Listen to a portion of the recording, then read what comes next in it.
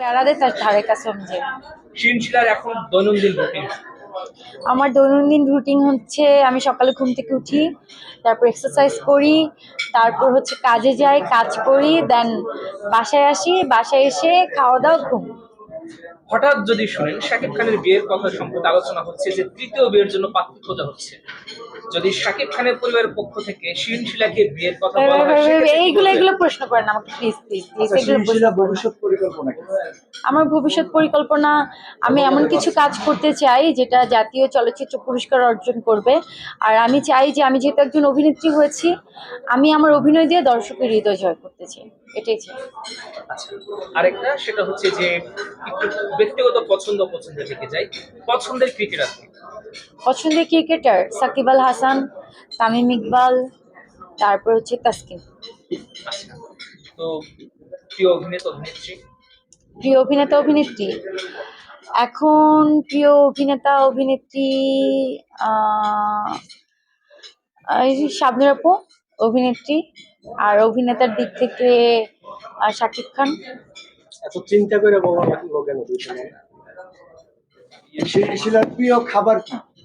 আমার প্রিয় খাবার, আমার প্রিয় খাবার হচ্ছে খুদের ভাত আর হচ্ছে শুটকির ভর্তা।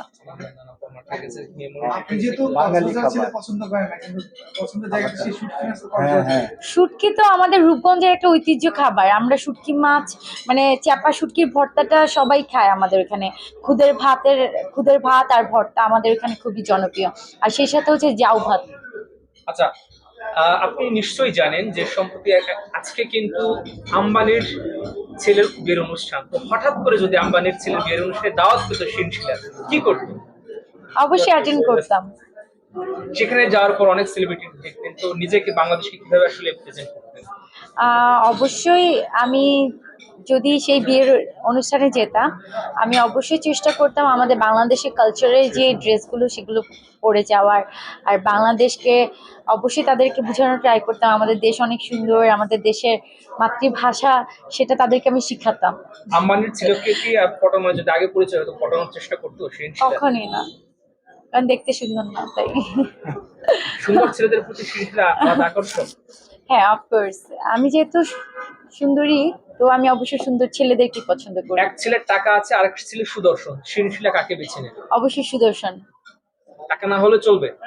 টাকা লাগবে, টাকা তো মানুষের থাকে, কারো কম থাকে কারো বেশি থাকে, টাকা তো আমারও আছে।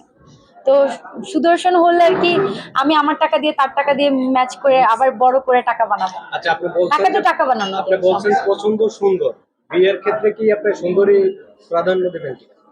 বিয়ের ক্ষেত্রে অবশ্যই ছেলে সুন্দর প্রাধান্য দিব, স্মার্ট প্রাধান্য দিব, শিক্ষিত প্রাধান্য দিব, আর হচ্ছে টাকাটাও প্রাধান্য দিব। অনেক কিছু হয়েছে। লাস্টে একটা প্রশ্ন, সেটা হলো আপনি দীপজল সাহেবের সাথে যারা বর্তমান নায়িকা, এরা দীপজল সাহেব যারা মনে করে যে আমি ভবিষ্যতে নামি দামি নায়িকা হব, তারা নিশ্চয়ই চাবে না যে দীপজল সাহেবের সাথে নায়িকার পাঠ করে। আপনি যে দীপজল সাহেবের সাথে নায়িকার পাঠ করে আপনি মনে করেন কিনা যে আপনার ক্যারিয়ারের জন্য? না, আমি এটা মোটেও মনে করি না, কারণ আমার কাছে মনে হয় আমার যোগ্যতা দিয়ে আমি এগিয়ে যাব, আর আমি আমার যোগ্যতা দিয়েই কাজ করছি। সো কারোর সাথে কাজ করলে আমি ছোট হয়ে যাব, এটা আমি কখনোই ফিল করি না। সে যেহেতু সিনিয়র একজন, সিনিয়র জুনিয়র বড় ব্যাপার না। ডিপজল ভাই বাংলাদেশে অনেক বড় একজন ফেমাস অভিনেতা, তাকে সবাই চিনে, বরং ওনার সাথে কাজ করার ফলে আমাকেও মানুষ চিনেছে। কিন্তু এখন যারা বাংলাদেশের ফেমাস নায়িকা তাদেরকে যদি পুরস্কার দেওয়া হয়, সেটা যার যার ব্যক্তিগত ব্যাপার, সেটা যার যার ব্যক্তিগত ব্যাপার। এটা তো আমার ভালো লেগেছে, আমি কাজ করেছি। যার ভালো লাগবে না তারা কাজ করবে না, দ্যাটস ইট।